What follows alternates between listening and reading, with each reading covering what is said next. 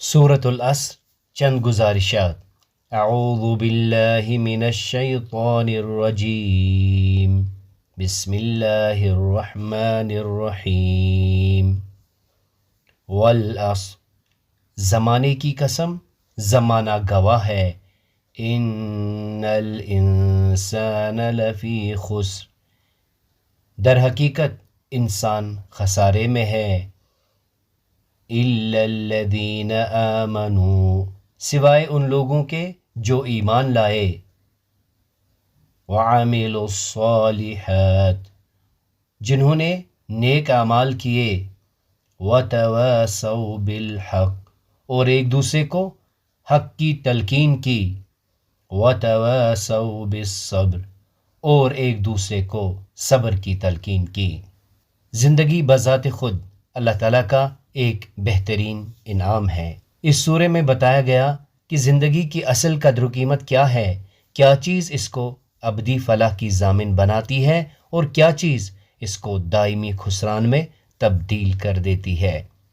کس طرح انسان اس کو اپنے لیے رحمت بنا سکتا ہے اور کس طرح یہ آپ سے آپ اس کے لیے نقمت اور عذاب بن جاتی ہے اگر وہ اس کو رحمت بنانے کی کوشش نہ کرے۔ اس حقیقت کو سمجھانے کے لیے اس میں زمانے کی قسم بطور شہادت کھائی گئی ہے کہ انسان غور کرے تو اسے معلوم ہوگا کہ اس دنیا میں اصل سرمایہ جو اسے حاصل ہے بس وہ تھوڑا سا وقت ہے جو مہلت حیات کی حیثیت سے اس کے حصے میں آیا ہے۔ اس کو صحیح استعمال کر کے وہ زندگی بخشنے والے کا پسندیدہ بندہ بھی بن سکتا ہے اور راضیۃ مرضیہ کا مقام بھی حاصل کر سکتا ہے، اور اسی کو غلط کاموں میں ضائع کر کے ہمیشہ کے لیے اپنے کو دوزخ کے عذاب کا سزاوار بھی بنا سکتا ہے۔ اس کی فطرت ایک شمشیر دو دم ہے۔ اس کو انسان نے اگر اپنے حق میں استعمال نہ کیا تو یہ آپ سے آپ اس کے ابدی دشمن یعنی شیطان کے حق میں استعمال ہوگا۔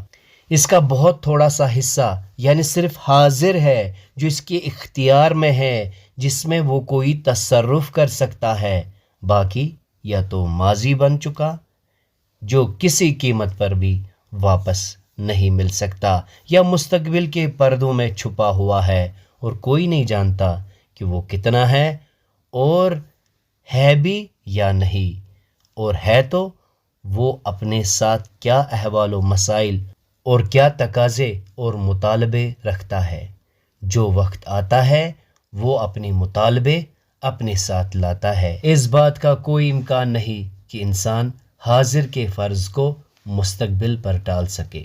سچ تو یہ ہے کہ انسان وقت بچانے کا نعرہ لگاتا ہے، دراصل یہ وقت بچانا ممکن ہی نہیں۔ وقت کو بچایا نہیں جا سکتا بلکہ استعمال کیا جا سکتا ہے۔ جس نے وقت کو استعمال کیا اسی نے وقت کو بچایا۔ اس اہم حقیقت کی طرف توجہ دلانے کے بعد وہ صحیح طریقہ بتایا جس کو اختیار کرنے والا اپنی مہلت حیات میں صحیح فائدہ اٹھا سکتا ہے اور اس حیات کے چند روزے کے بدلے حیات جاوداں پا سکتا ہے۔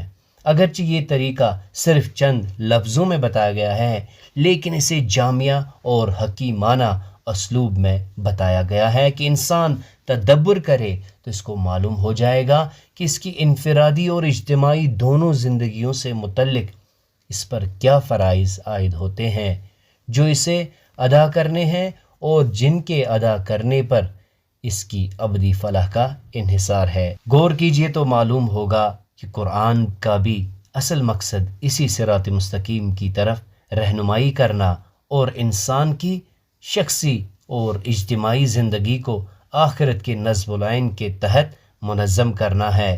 گویا جو بات قرآن کی 114 صورتوں میں سمجھائی گئی ہے وہ اس صورت کی 3 آیتوں میں سمو دی گئی ہے۔ اسی حقیقت کی طرف حضرت امام شافعی رحمۃ اللہ علیہ نے یوں اشارہ کیا کہ اگر لوگ اس صورت میں غور و فکر کریں تو یہی ان کے لیے کافی ہے۔ اس صورت میں دراصل 4 عنوانات سے انسان کے خسارے کے بچنے کے امکانات بتائے گئے ہیں، اور یہ چاروں امکانات بیک وقت ضروری ہیں۔ ایسا ہو ہی نہیں سکتا کہ انسان ایک کو مانے اور ایک کو چھوڑے، دو کو مانے تیسرے کو چھوڑے، تین کو مانے چوتھے کو چھوڑے۔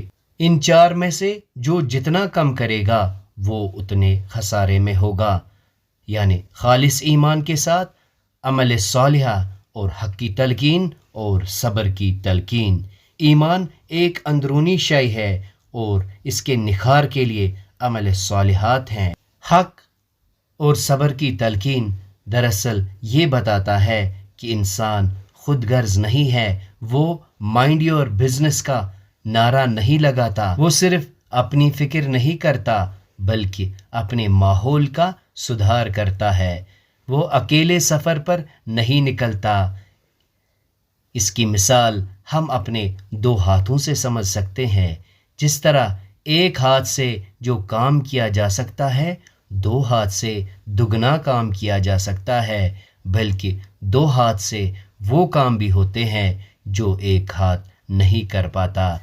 یعنی یہ سورہ ہمیں یونٹی سکھاتی ہے، اجتماعی زندگی کی اہمیت دیتی ہے۔ ایک انسان صحیح ہو سکتا ہے، پھر وقت کے ساتھ ساتھ وہ تھم سکتا ہے۔ اس کو ابھارنے کے لیے ایک ماحول ہونا چاہیے، ایک سفیر آف انفلوئنس ہونا چاہیے جو اسے پھر سے اٹھائے۔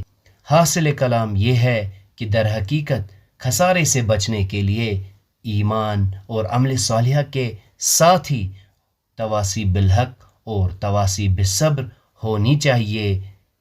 یہ سورہ دراصل اجتماعی زندگی کی طرف رہنمائی کرتا ہے۔ یہی اجتماعی زندگی اسے ایمان اور عمل صالحہ پر مستقل رکھ سکتی ہے، کیونکہ ایک اکیلا انسان بہک سکتا ہے، ایک اکیلا انسان تھک جاتا ہے اور بالآخر ماحول کے اثر کو قبول کر لیتا ہے۔ اللہ تعالیٰ ایمان کے ساتھ عمل صالحہ اور پھر عمل صالحہ کے ساتھ تواصی بالحق اور تواصی بالصبر کی توفیق عطا فرمائے۔ اللہ تعالیٰ ہمیں ہدایت دے۔ سبحانک اللہم و بحمدک اشہد ان لا الہ الا انت استغفرک و اتوب الیک۔